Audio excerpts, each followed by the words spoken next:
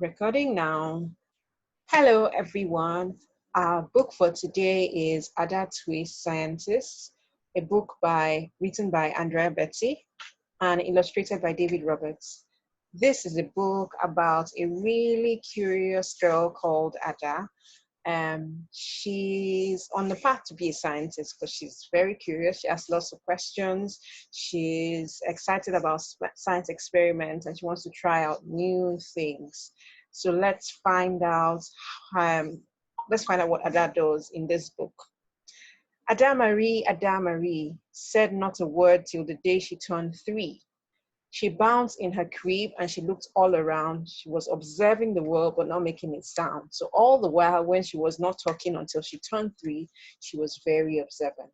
She learned how to climb and make her big break with a trail of chaos, as you can see on the floor, left in her wake. She ran through the day chasing each sound and sight and didn't slow down till she conked out at night.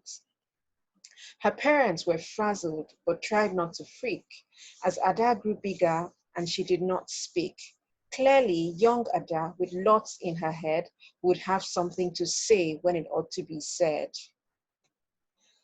That's just what happened when Ada turned 3. When she turned 3, she tore through the house on a fact-finding spree. Remember I said she was very inquisitive? And she climbed up the clock just as high as she could. Ada's chin quivered. What does quiver mean? You need to look it up. But she did not cry. She took a deep breath, and she simply said, why? Oh, I missed this part. Her parents yelled, stop, as all good parents would.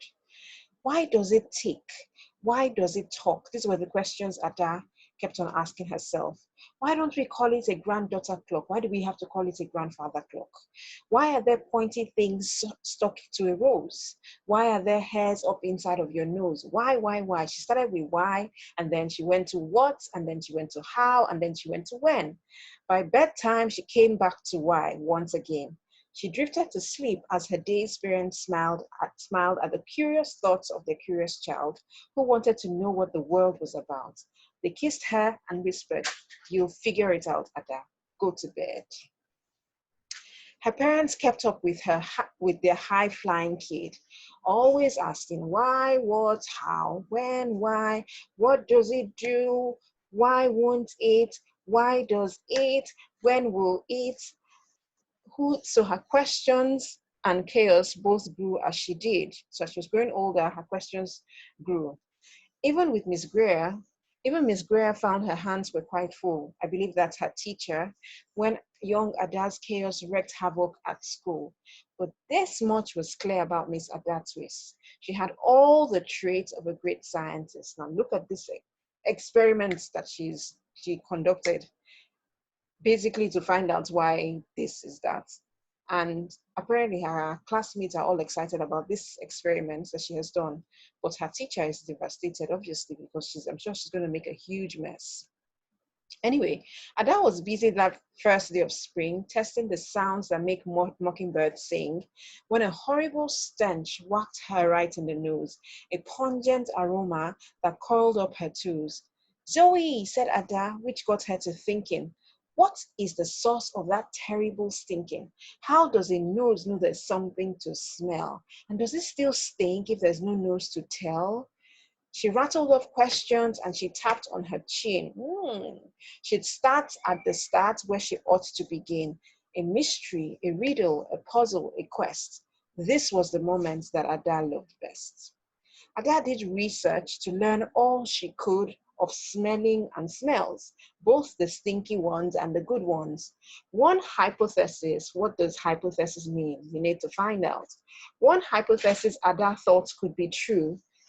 The terrible stink came from dad's cabbage stew. She tested and tested, but soon Ada knew it was time to come up with hypothesis 2. Then Zoe! The stink struck again, just like that. Hypothesis 2. It's caused by a cat. The cat couldn't make such a stink on its own. It needed perfume and some fancy cologne. So young Ada tested. The test was a flop. So that means that in all her questions, all her experiments. Sometimes she failed, but she kept on going. She started again, but her parents yelled, "Stop! Ada Marie, to the thinking chair now." So Ada Marie has a thinking chair. Let's find out what her thinking chair is for. By the time we count three, "Enough," said her mother. "That's it," said her dad. Her parents were frustrated, frazzled, and mad. "Why?" Ada questioned. Her mother said, "No." "What?" Ada queried. Her father said, "Go. You've ruined our supper. You've made the cat stink. Enough with your questions. Now sit there and think." She looked at her parents. Her heart turned to goo. Poor Ada Twist didn't know what to do. She sat all alone in her thinking chair by herself in the hall, and Ada once more could say nothing at all. And so Ada sat, and she sat, and she sat, and she thought about science and stew and the cat and how her experiments made such a big mess. Does it have to be so? Is this part of success? A mess is a problem? And while she was thinking, who was the source of that terrible stinking? Ada Marie did what scientists do. She asked a small question, and then she asked two. Scientists ask lots of questions. And each of those led her to three questions more. So that means she had endless questions. And some of those questions resulted in four. As Ada got thinking, she really dug in. She scribbled her questions and tapped on her chin. She started at why, and then what, how, when. At the end of the hall, she reached her why once again.